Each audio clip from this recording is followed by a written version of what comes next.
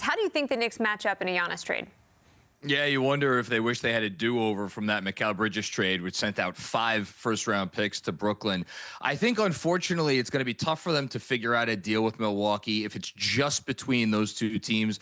A team like the Bucks, if they're trading away a guy like Antetokounmpo, they're going to want picks, and they're going to want at least one premium young player. The Knicks, unfortunately, don't have either of those things.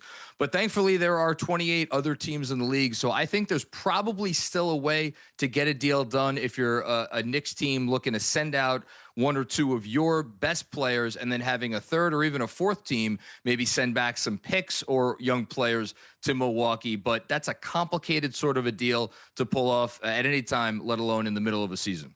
In a world in which they do pull off this trade for him, how do you think he'd fit in with the Knicks? I mean, he's one of the top 3 or 4 best players in the league. So I think, automatically you're off on the right foot there.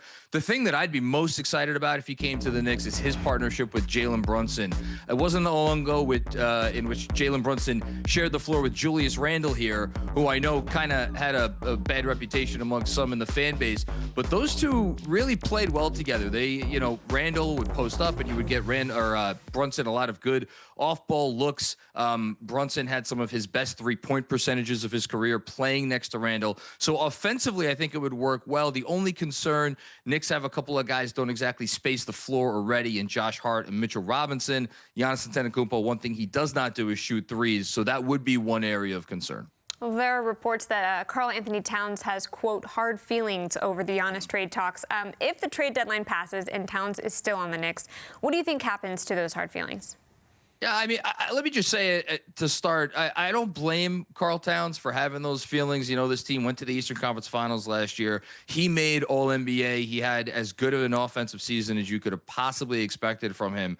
That said, what do we hear pro athletes say all the time? This is a business. And I think those hard feelings are part of the reason why you've seen arguably the most underwhelming season of Karl Anthony Towns' career. He is a guy that we know, what's going on above the neck matters a lot to him. I would hope that if the trade deadline passes and he is still here, he could see the opportunity that this team has to go very far, get out of the East, maybe even challenge for an NBA championship, and he could maybe have a much better second half of the year than he has had so far. Yeah, he's a professional. I'm not worried about that. The Knicks have won 4 straight. The guys in the locker room attribute it to better communication. But what have you noticed has clicked for them lately?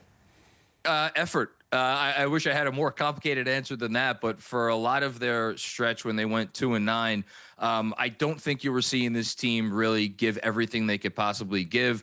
Call it an NBA Cup hangover, call it a long season with a team that has high expectations, whatever it was.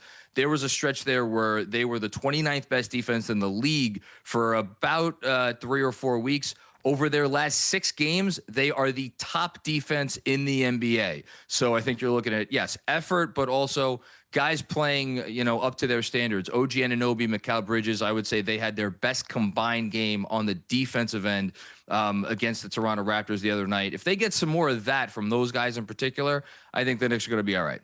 Yeah, their defense has been solid. They averaged 9.7 steals a game during that win streak.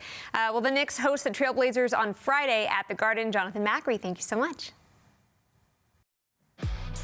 Back to Giannis. He's currently battling a calf injury. This is a look at how many games Giannis has played per season since the 2021-22 season. He's already missed 16 games so far this year with 36 games left to play.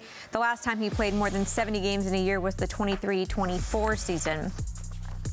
And now we welcome in John Jastremski to continue the Knicks conversation. So, JJ, what is your concern level about Giannis and his recent durability issues? So it has to be a concern because this is now going to be the crown jewel that you'd be bringing into your organization. And anytime, Michelle, you talk about calf issues, you kind of know what could be next.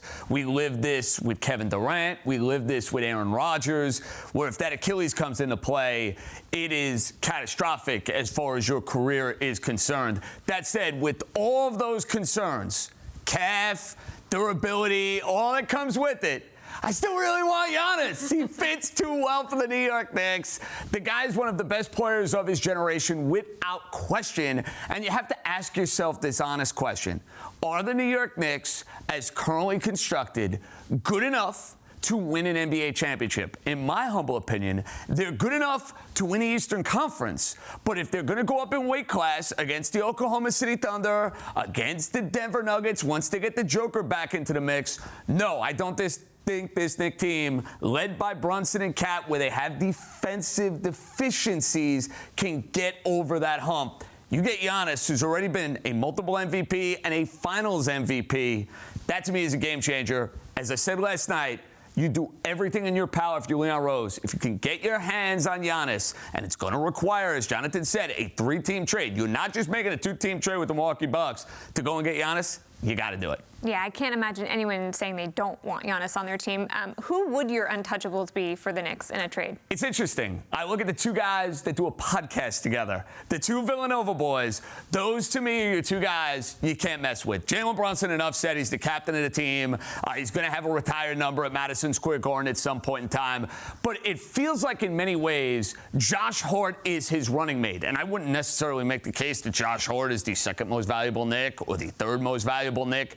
But there's something about that yin and yang that I have to preserve in trade talks. Now, in a perfect world, I want OG Anunoby as a part of this Knicks team as well. He's my favorite player on the team. When he's right offensively, to me, it transforms what the Knicks can be as a team.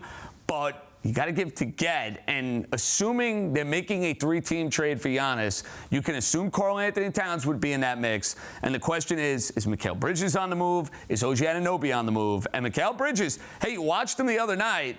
Brilliant against the Toronto Raptors. Aggressive, assertive. I wish he'd play like that all the time. That said, if I had a preference between the two, I'd rather keep OG, and I'd say sayonara to Bridges. But again, Michelle, there's a lot of complications with this. So for Knicks fans that are lighting candles hoping that Giannis is coming to town, you might have to light a lot more outside the Greek church to go and make it happen. It's all about those sacrifices. All right, JJ, thanks so much again. That trade deadline is Thursday, February 5th.